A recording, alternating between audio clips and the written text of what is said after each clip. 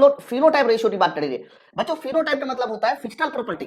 तो तीन पौधे capital T capital T capital T देखो तीन में आया है, इसलिए कैपिटल टी स्मॉल टी बन जाएगा। इस तरह से देखो चार हमारे पास प्रॉपर्टी मिली, capital T small T capital T small T capital T small T, 3:1 का स्क्वायर करना होगा। लेकिन यहाँ 3:1 का स्क्वायर ऐसे नहीं होता कि डायरेक्ट 9:8 कर दिया, हमें मल्टीप्लाई करके स्क्वायर करना होगा। एक ऐसा कॉन्सेप्ट जो ड्यूटी सभी शिफ्टों में हावी हो रखा है। सवाल ये लिखा हुआ है कि आपको मोनोहाइब्रिड और डाई हाइब्रिड के लिए F1 और F2 पीढ़ी का बताना है कि इसका फिनोटाइप और जीनोटाइप रेशियो क्या होता है। चलिए फिर समझते हैं कैसे निकाला जाता है। सबसे पहले तो आप ये समझो कि मोनोहाइब्रिड का मतलब होता है कि जब एक गुण का क्रॉस होता है उसे मोनोहाइब्रिड कहते हैं। डाई हाइब्रिड का मतलब होता है दो प्रॉपर्टी का क्रॉस होना चाहिए, उसे डाई हाइब्रिड कहते हैं।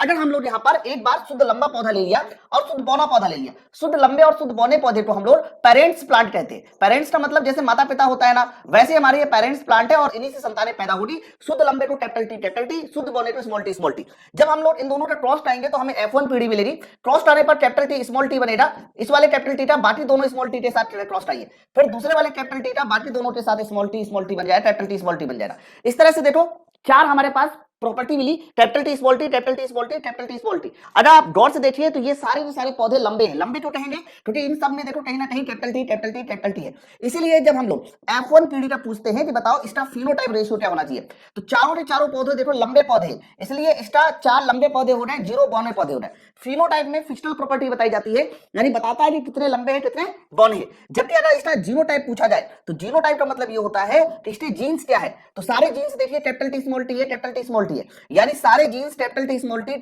टी है और कोई भी ऐसा जीन नहीं है जो दूसरा है, इसलिए इसका जीनोटाइप रेशियो 4:0 हो जाएगा।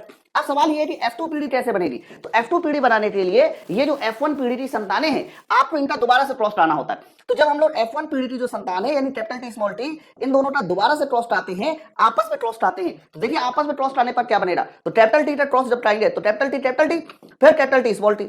अब स्मॉल टी का दोबारा से कराएंगे सबके साथ तो कैपिटल टी स्मॉल टी और यहाँ पर स्मॉल टी बनेगा। जरा गौर से देखिए तो यहाँ पर क्या हो रहा है मेरे भाई, यहाँ पर कैपिटल टी 8 है और कैपिटल टी 1 है, कैपिटल टी स्मॉल टी 2 है और स्मॉल टी 8 है। तो जब इसके हम लोग फिनोटाइप रेशियो की बात करेंगे। बच्चों फिनोटाइप का मतलब होता है फिजिकल प्रॉपर्टी।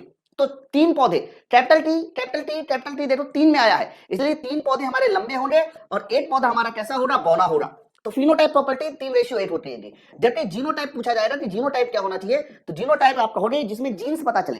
तो कैपिटल टी का एक जीन्स है, कैपिटल टी स्मॉल टी के दो जीन्स है और आप देखो स्मॉल टी का एक जीन्स है, तो इसका जीनोटाइप रेशियो 1:2:1 हो जाएगा। बट अगर इसका यही सेम पॉइंट आपसे डाई हाइब्रिड क्रॉस में पूछा जाता तो क्या बताते। तो डाई हाइब्रिड क्रॉस में कुछ नहीं करना, F1 पीढ़ी का बताना है। अगर आपको फिनोटाइप जीनोटाइप तो क्या करना है, F2 पीढ़ी का फिनोटाइप जीनोटाइप बताना है तो क्या करना है, आपको कुछ नहीं करना। इनके फिनोटाइप जीनोटाइप को जब आप डाई हाइब्रिड क्रॉस में लाते हो तो जस्ट स्क्वायर करा दीजिए। कहने का मतलब अगर डाई हाइब्रिड क्रॉस में पूछा जाता कि फिनोटाइप क्या होना चाहिए तो इसके फिनोटाइप का स्क्वायर करा दीजिए, F1 पीढ़ी के फिनोटाइप का स्क्वायर करा दीजिए, तो 4:0 का स्क्वायर 16:0 हो जाएगा। इसी तरीके से जब जीनोटाइप पूछा जाएगा तो 4:0 का स्क्वायर 16:0 हो जाएगा।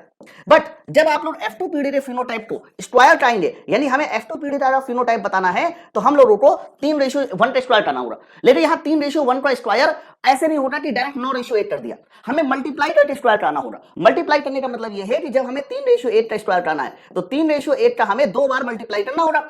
अब जब इनका 2 बार मल्टीप्लाई करेंगे तो क्या बनेगा, सर 3 का मल्टीप्लाई 3 के साथ होगा 9, 1 का मल्टीप्लाई 3 के साथ होगा 3, फिर इसके बाद इसी 3 का मल्टीप्लाई फिर 3 के साथ होगा और इसी तरीके से मतलब एक एक करके गुणा चाहिए। अगर आपने 3 का मल्टीप्लाई 3 के साथ कराया 9, फिर इस 3 का मल्टीप्लाई इस 1 के साथ करेंगे 3, अब 1 का मल्टीप्लाई इन दोनों के साथ करेंगे बच्चों तो 3 और 1 आ जाएगा। तो ये जो हमारा रेशियो बना ये रेशियो फिनोटाइप होगा। तो स्क्वायर कराते समय बस आपको ध्यान देना है। तो फाइनली ये क्लियर हो गया कि जब हम लोग 3:8 का 2 बार मल्टीप्लाई करेंगे तो पहले 3 का मल्टीप्लाई दोनों के साथ करेंगे तो 9:3 आएगा, फिर 1 का मल्टीप्लाई फिर कराएंगे तो 3:8 आ जाएगा। तो ये F2 पीढ़ी के फिनोटाइप रेशियो आ गया फॉर डाई हाइब्रिड क्रॉस। लेकिन जब 1:1 का रेशियो का स्क्वायर कराएंगे तो फिर वही चीज 1 का पहले सब में मल्टीप्लाई होगा। तो जब इसका जीनोटाइप निकाला जाएगा तो जीनोटाइप निकालते समय हमें इसके जीनोटाइप का F2 पीढ़ी के जीनोटाइप का स्क्वायर कराना है। तो स्क्वायर कराना कैसे, 1 का मल्टीप्लाई पहले पूरे के साथ कराएंगे क्योंकि पहला पॉइंट 1 है यहाँ पर, तो जैसे ही मल्टीप्लाई 1 का कराएंगे पूरे के साथ तो 1:2:1 हो जाएगा। फिर बाकी बचे 2 का मल्टीप्लाई पूरे के साथ कराएंगे, तो जब 2 का मल्टीप्लाई पूरे के साथ कराएंगे तो 2:2 4:2, फिर लास्ट में 1 का मल्टीप्लाई पूरे के साथ कराएंगे तो ये आ जाएगा 1:2:1। इस तरीके से देखिए यहां पर हमारे पास रेशियो पता चल गया। तो ये एक तरीका होता है मोनोहाइब्रिड क्रॉस की F1 पीढ़ी के फिनोटाइप जीनोटाइप, F2 पीढ़ी के फिनोटाइप जीनोटाइप निकालने का, और डाई हाइब्रिड क्रॉस के F1 F2 पीढ़ी के फिनोटाइप जीनोटाइप निकालने का, इसको याद करने का सबसे बेहतरीन तरीका होता है। कैसा लगा वीडियो नीचे मुझे कमेंट सेक्शन में जरूर कमेंट करके बताएं। Thank you very much.